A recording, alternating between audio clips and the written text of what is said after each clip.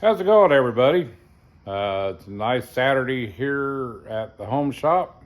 I'm getting ready to do some more work on the Studebaker. I just want to apologize for not having any videos out lately. Um, my body had to take a break.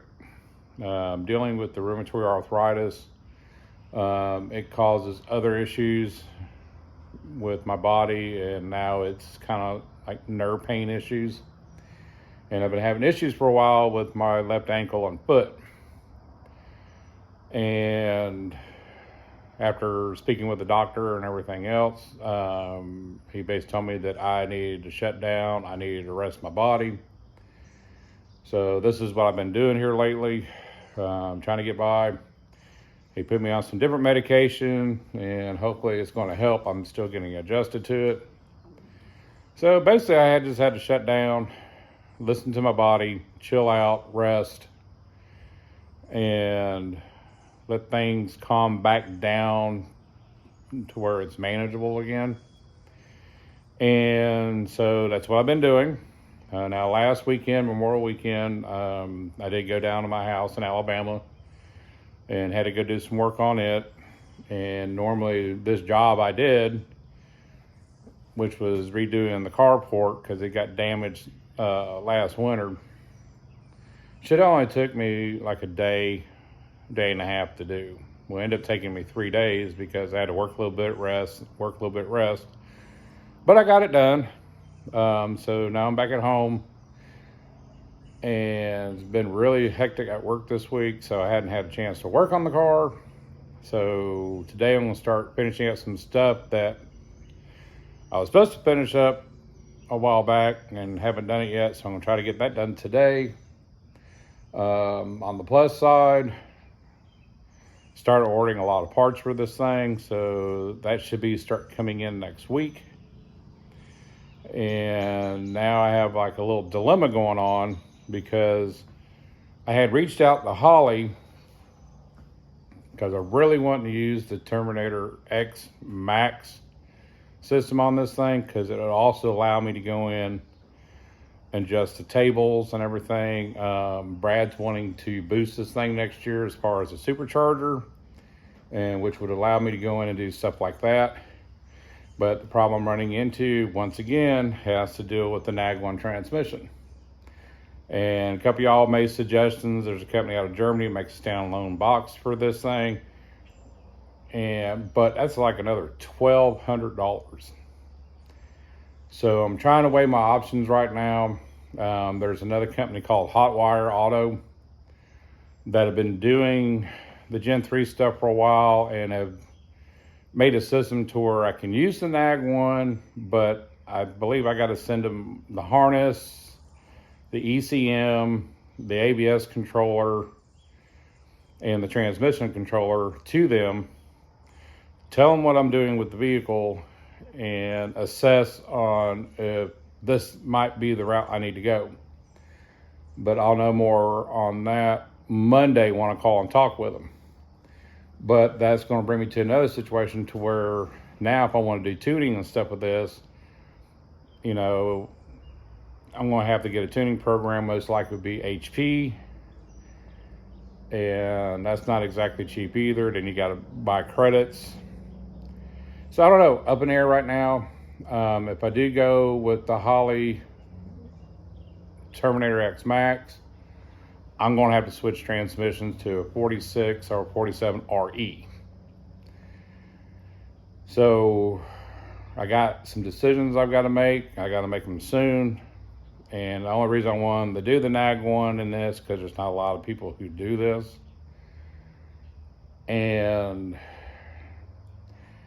But we'll see how it goes. It's just part of it. So I got to make some decisions on that. But other parts have been ordered for the car. Like I said, they're going to be in sometime next week. I got a lot of stuff coming in because there's a lot of stuff to do. Still got to get the 300C in here. So hopefully we're going to do that this weekend after I button up some little things with the car. And we'll see how it goes. Now, I have been messing around with it a little bit before I shut down. I decided to start test fitting the lower rockers on this. So on the passenger side, I've got to adjust a little bit, move it forwards about 1/4 of an inch to the front, and that'll basically set that one in place. I am going to have to do some shimming on top, or try to push out a little bit on the floor area to bring it back out where it needs to be at, which is no big deal. The driver's side more or less is fitting really nice. So I was gonna get my clamps in here, get this to seal up, it'll line up nice. Get my holes drilled out, get a plug weld in place.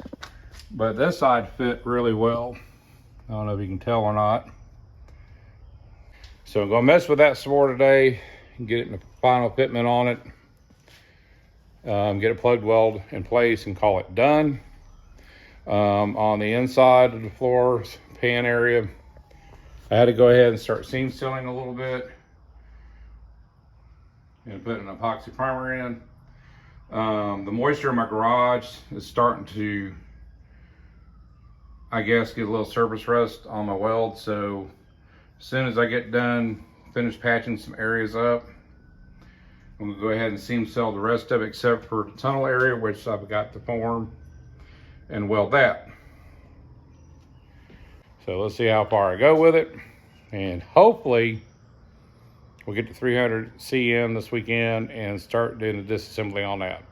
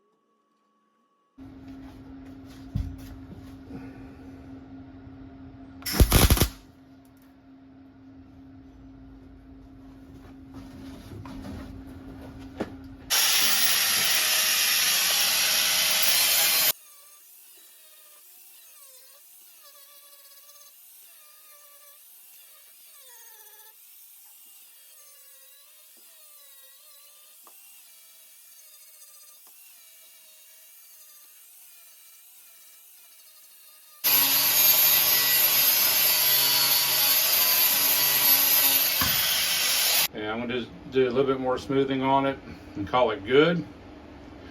And then I need to get over here to the other side and get that closed in down there in that corner. All right, well, I got the rest of the back corner tied in now with the floor pan. Got the rest of the rust cut out of there. Got it patched in. I need to go in and clean up the welds, smooth her down a little bit, put some seam seal on it, and call her done. Kind of like me right now. I'm more or less done for today. I'm gonna rest and get back out tomorrow. Later on today, I've already talked with Ethan. We're gonna get to 300C back in here. So hopefully tomorrow we'll start tearing all that apart. So stay tuned. Appreciate y'all's patience. And Ethan's out there working on the good old Honda, getting it ready, because he's going to a festival that in our area it's called Bonnaroo. So he's getting that thing ready to go. But other than that, guys, y'all have a good one, a safe one, and I'll see you down the road.